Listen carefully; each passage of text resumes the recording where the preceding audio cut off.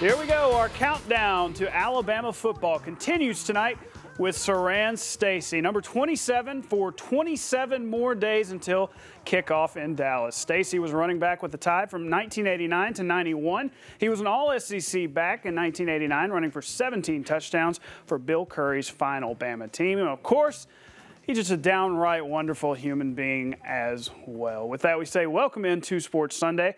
I'm BJ Millican. Jen Chapman has the night off. You would have thought that these people running in the monitor behind me were Saran Stacy themselves. Look at them go. The way they were running at Bryant-Denny today. It, of course, was Fan Day in Tuscaloosa, and fans got an up-close and personal look at the Tide, as did sports director Gary Harris. He has this report. Prior to Fan Day on Sunday, the 2015 Crimson Tide football team lined up for the official team picture. Yes, it was also Media Day, and our opportunity to interview the players on the turf inside Bryant-Denny Stadium. Following a 12-2 SEC championship season in 2014, it isn't like the program is struggling. But after the semifinal playoff loss to Ohio State, the players are hungry for even more in 2015.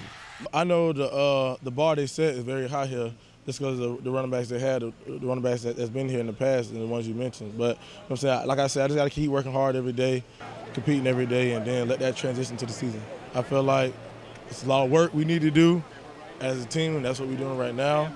And we're competing every day, so make that decision to the season, and we'll see how it goes.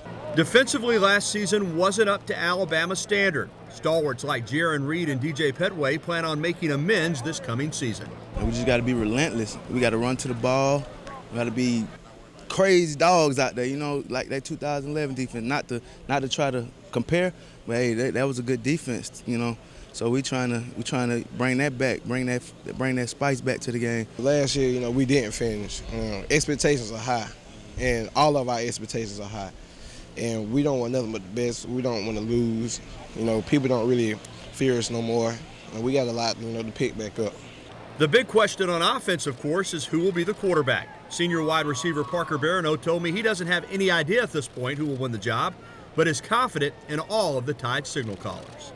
I think it's almost a good thing because we get some competition. We don't have any quarterbacks that are complacent, and you know, we've got 4 or 5 quarterbacks that really compete, and they all get along. It's a healthy competition, and they all work really hard. They've all trained super hard.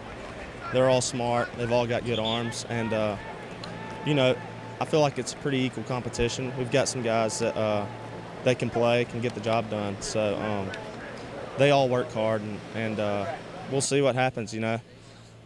Really, us players don't even know yet. I don't know if the coaches even know yet, so we'll find out here in a couple weeks. It's fun to watch a competition, though. Alabama will open the season on September 5th against Wisconsin at AT&T Stadium in Fort Worth, Texas. Reporting from Bryant-Denny Stadium in Tuscaloosa, Gary Harris, WVUA 23 Sports. All right, thanks, Gary. Now, there was an actual practice on the field today, even though it was about 1,000 degrees. Nick Saban did update the status of left tackle Cam Robinson. He's fine, just a sprained knee. He did take part in today's practice. It's the Tide's 5th consecutive day of fall camp, and it's about that time injuries usually are coming up on the rise. Fans got a good look at bulked-up Kenyon Drake and Derrick Henry, and, of course, several defensive standouts. Nick Saban says that it's these days, the dog days of fall camp, if you will, that real players come to work. There's 2 ways that you can look at camp. You know, you can say, I'm going to try to survive this camp, all right, or I'm going to go out there and thrive every day in this camp in terms of working hard, pushing myself, trying to get in better condition, trying to get to be a player that can better go out and dominate, you know, the competition and do my job better. Now, if the Alabama media seems a little excited today, that's because it's kind of like our version of Christmas. On Media Day, Alabama allows us to talk to both Lane Kiffin and Kirby Smart, something we don't normally get a chance to do until December at the earliest, so excuse us if we're a little giddy. We start with the offense under Lane Kiffin. The second-year coordinator says he felt like a freshman last year getting acclimated to Nick Saban's process. This year, he's much more comfortable. But as much as things have changed, they've stayed the same as well, at least with the quarterback situation. Kiffin says that the player with the most experience this year wasn't given a fair chance a year ago by many. I think the one thing about Jake is there was probably too much put on Jake right away. I think you would compare it to an NFL quarterback, a rookie quarterback that held out, because he didn't have spring ball. And people forget about that, and all of a sudden the guy just comes in and is supposed to be the guy. So I think that was a difficult situation he was put in, and he handled it really well. Continues to work really hard. As far as having 5 quarterbacks, it does make it difficult. But the other way to look at it is, if you eliminate 1 or 2, you might be eliminating the wrong guy. We sat up here, 1 year ago, and we didn't know who our quarterback was going to be at that time. And so you gotta let it play out and let them decide. Of course, the quarterback he was talking about was Jake Coker. How about the defense? Kirby Smart and the Crimson Tide have always been among the nation's leaders in many defensive categories, but last year's unit, he says, was the worst since he's been in Alabama. A big reason for that, a shift on the offensive side of the football. I think every year we've had to change a little bit. We did a stat because we were trying to figure out why we were so good. I guess it was 4 years ago, whatever, the 2011 defense that was so good against LSU in the championship game. That season I think we had 5 run-pass option plays throughout the 800 plays. And then we looked at last year's, had over 120 run-pass option plays. So obviously the game's changed, the teams we're playing have changed, and we've had to evolve with it. Some quick notes from today's practice. Cornerback Tony Brown injured after a hit by Reuben Foster. He's favoring his shoulder, and it was wrapped up during autographs. He was taken in the locker room. No word how severe that was. Cam Robinson, full participant in today's drills, as we said. Chris Black, Marlon Humphrey were limited again today. Practice continues tomorrow for the Crimson Tide. Now, when we come back on Sports Sunday, it's a NASCAR driver's worst nightmare. We'll show you the scary ride around the track for Denny Hamlin. Plus, our coverage of Alabama's Media Day continues.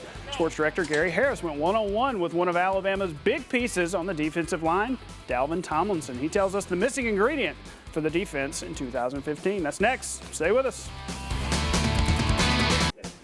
Rejoice! It's real tackle football. The Hall of Fame game tonight in Canton between the Steelers Vikings. No AP for Minnesota, but watch Matt Asiata looking like the new Hall of Famer, the bus. He's trucking people. Guess what? The Vikings ended up winning this game 14-3. Football is back. We continue our coverage of Alabama's Media Day today with one of the many big moving parts of Alabama's front seven, Dalvin Tomlinson. Sports Director Gary Harris caught up with him today to get his thoughts on the upcoming season.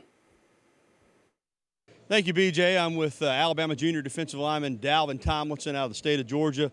Nobody doubts Dalvin's talent level. It's clear he's a very talented player. You have had some injury issues, overcoming those. Now you're healthy, ready to go. Do you feel like, I know everybody wants to play their best, but do you feel like this is your time, your season? Yeah, I feel like it's going to be a good breakout season for me.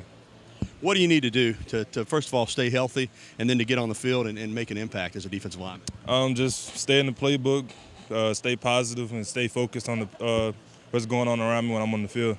Last year, Dalvin, Coach Smart was talking about it earlier today. This defense was not characteristic of an Alabama defense. Gave up a lot of big plays, didn't force a lot of turnovers, didn't get a lot of sacks. Record was good, but I know defensively there's a lot of room for improvement. What do you guys need to do as a unit to shore that up? As a unit, I just feel like we need to be more focused on and off the field, get some extra film in, put our heads in the playbook a little bit more, and just keep each other focused and motivated. A lot of talk about the secondary giving up big plays, but I know as a defensive lineman, you got to be thinking, well, if the quarterback had been on his back, he couldn't have completed that pass. What about getting more sacks? How much of a priority is that? I feel like it's a big priority because everybody on the defensive front is pretty hungry this year. So we've been focusing on our pass rusher game and everything so we could help decrease the amounts of big passes there are so we could affect the quarterback more. A lot of defensive linemen on this roster, a lot of proven defensive linemen. With the way offenses play in this day and age, with the spread, the hurry up, a lot of plays, how big of an advantage is it for Alabama to have 8, 9, 10 guys they can rotate in and out? I feel like it's a big advantage because we could keep everybody fresh and people won't be on the field dying and stuff like that. So I feel like it's a big advantage because when the offensive line on the other team starts to get tired, we'll still be fresh and we'll have more people to rotate in. Last year an SEC championship. Let's not minimize what that means. That's a big deal. First ever college football playoff, got into the semifinals, lost to Ohio State. How focused is this team on taking that next step and adding a national championship to go along with an SEC title? It's been 2 years. Last 2 seasons we didn't finish the way we wanted to. So, everybody on the teams, we're hungry for the national championship, but we just have to take it one game at a time and stay focused on the first game right now. Thank you, Dalvin. No problem. Dalvin Tomlinson is focused. This Alabama football team is focused on getting back to the national championship game. BJ, back to you. Thanks, Gary. I'm sure there will be much more with the Tide in the coming days. The Atlanta Braves were hoping to break out the broomsticks on Sunday with the Florida Marlins in town, and they were hoping to make it look like child's play. That's right. But the Marlins were having none of it. Already up 2-0. Check out the Fish playing a little small ball. The pitcher, Brad Hand, at the plate lays down the perfect suicide squeeze. You know what? He wasn't bad on the mound either. He tosses 7 innings of 2-hit ball, striking out 3. The Marlins knock off the Braves 4-1 to avoid the sweep. It's the Cheez-It time at the Watkins Glen. Sprint Cup guys in action. This certainly isn't how you want to drive around a racetrack. Denny Hamlin's hood is covering his windshield like in Tommy Boy. Somebody forgot to take the can out. We move ahead to the final lap. Kevin Harvick looks like he's going to win. For the second week in a row, though, a leader runs out of gas. Joey Logano passes and sweeps the weekend at the Glen. Final round at the WGC Bridgestone Invitational. Justin Rose came into the day tied for the lead. He chips in for birdie here. He would finish at 7 under. That's 4 shots back, though, of this guy coming up, Shane Lowry. He shoots a 4 under 66 to win his first PGA Tour event, and he is psyched. Stick around when we come back. It's My Favorite Things. More Sports Sunday after the break. And welcome back to Sports Sunday. It's time now for My Favorite Things. We usually like to leave you with a feel-good story to get into your work week. Well, tonight, it's a little different. This is my final show here at WVUA 23. So my favorite thing is the people here at WVUA, and many whom I had the privilege of working with for the last 11 years in television. It's hard to believe it's been that long. I'd like to say thank you to the viewers of WVUA 23, as well as Gary Harris, Lynn Brooks, Elizabeth Brock, and Steve DiOrio for allowing me to become a part of this family. And of course, thanks to my co-anchor, Jen Chapman, for making each and every weekday and weekend that I was here a blast. I hope that we've at least keep you entertained with this show and leave a smile on your face heading into the weekend. I'd also like to thank everyone in the production booth, every production guy, Jarrett, everybody. Thank you very much. Good night, everybody.